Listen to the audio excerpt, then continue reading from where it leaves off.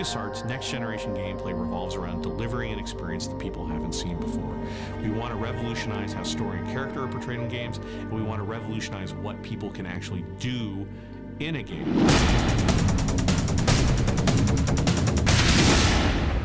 The idea of terrain deformation is brilliant. We've all played all sorts of games in all different configurations on a battlefield, but never before have you had the opportunity to actually change the battlefield in real time as you're playing.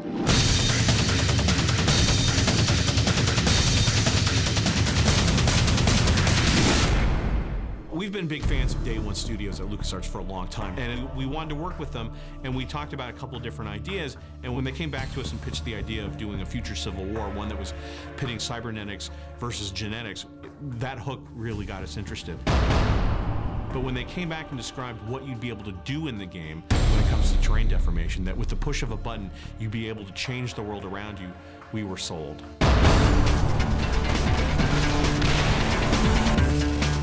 Terrain deformation is about manipulating the terrain when you want, how you want, to your tactical advantage or strategic advantage anytime you want.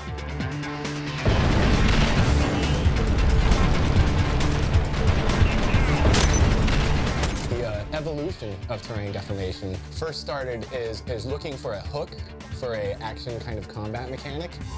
I had this idea of being able to screw with a mesh in the terrain and really mess it up and let the player do that and give them that kind of control. And the technical guys, the engineers, kind of went, ah. It was actually kind of presented to me in a meeting, and they said, well, hey, here's what we're thinking. And after my ears stopped ringing and I got out of the fetal position from underneath my desk and thinking, man, this is something we just can't do. I kind of really, I stepped back and I said, wait a second, this is exactly what we need to be doing.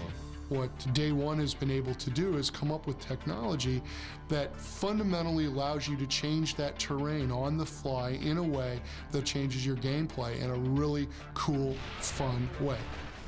Since we're making a game about a military experience and how terrain deformation is used in a combat environment, I always knew there was one person I wanted to bring in to talk to, and that was Captain Dale Dye. Hi, Tony. How are you? Dale Dye. Good to meet you, sir. Thank you. Captain Dye brings the first-hand experience of being in combat and having to deal with terrain from his service to our country. He's worked on films that dealt with Alexander the Great, with World War II, obviously, with Saving Private Ryan and Band of Brothers. He's incredibly smart, incredibly passionate, and knows how to communicate. I mean, there are a lot of people who obviously have combat experience, but what's special about Captain Dye is he's able to translate that into language that civilians can understand, and more importantly, game developers.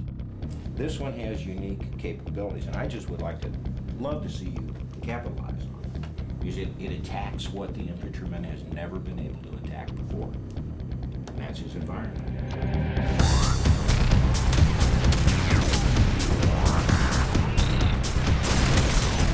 Everything you do in combat as an infantryman on the ground is really driven by what we call the situation and the terrain.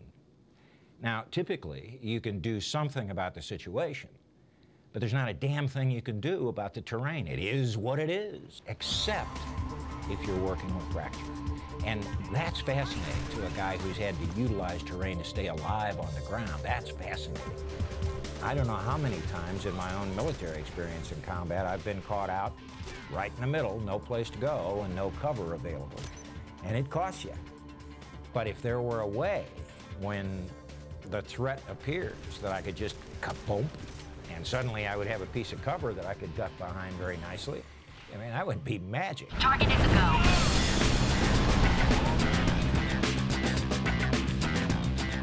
You can deform terrain, that's fine, but to what extent? Now that you've deformed the terrain, what do you do?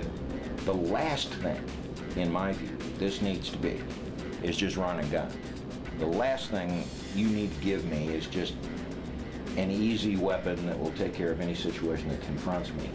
That's where the real challenge comes in, is keeping it at a very fast, high-action clip and, integrating that deformation into it.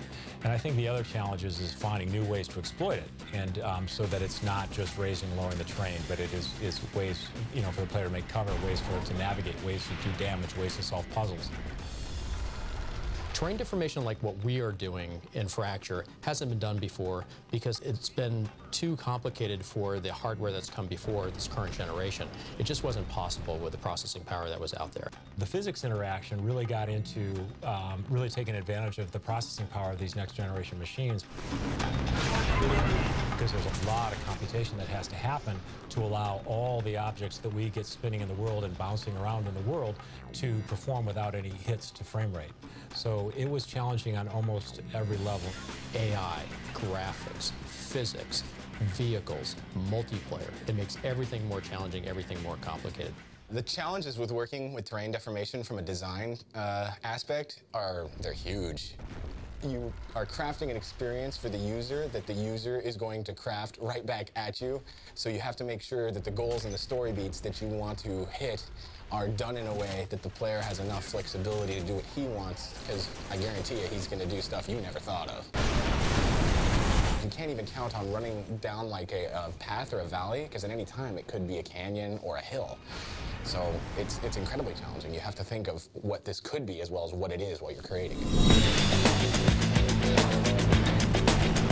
Other games attempted to do some things like terrain deformation. We've really taken it where it affects the overall experience of the game, and it really is an integral part of the gameplay. It will raise the bar for all other games. So it will raise what people expect interactivity to be in the genre we're in, and in a lot of other genres too. I think when people actually see the first demo of this game,